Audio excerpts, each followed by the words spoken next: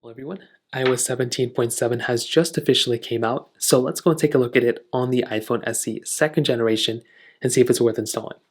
Now the first thing to keep in mind is that within a phone like the iPhone SE 2, this is a phone that's still going to hold up very well on these types of versions of software, and this is basically the latest and greatest software that you can get on the iOS 17 side. Now if we take a look at basically how big this size was coming from a previous iPhone, this was about 643.1 megabytes. This is the screenshot I found online. I wasn't able to screenshot on any of my phones. But basically, this is the version of the size that you may end up getting coming from 17.6.1. But if you're coming from 17.4 or previous version of software, it's definitely going to be a much bigger version. So definitely keep that in mind. Now, a very big thing to keep in mind from the stability aspect of this phone is basically on iOS 17.7 and how stable this type of phone is.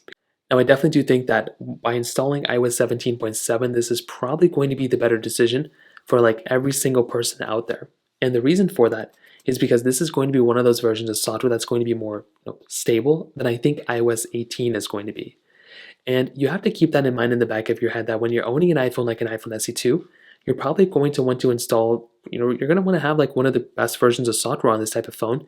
It's not the latest and greatest anymore. It's still rocking a pretty old chip, but you probably want to make sure that you're having somewhat of a stable phone when it comes down to it. And that's kind of how I see it, right? That's exactly how I see it here. And that's essentially what's going to end up happening here for the most part. So from that side, I think 17.7 is definitely the way to go. And if you're going to go through and basically get a device, it is definitely going to be one of these types of phones, right? It's going to make a lot more sense to go and get something like iOS 17.7 than iOS 18 because iOS 18 still has a long way to go.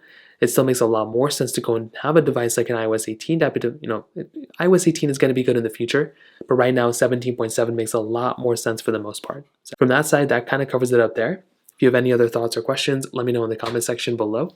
Hit the like button, that would mean so much, but definitely hit that subscribe button. More importantly than everything else, I love every single one of you guys. Hopefully I'll catch you guys in the next video. Peace out.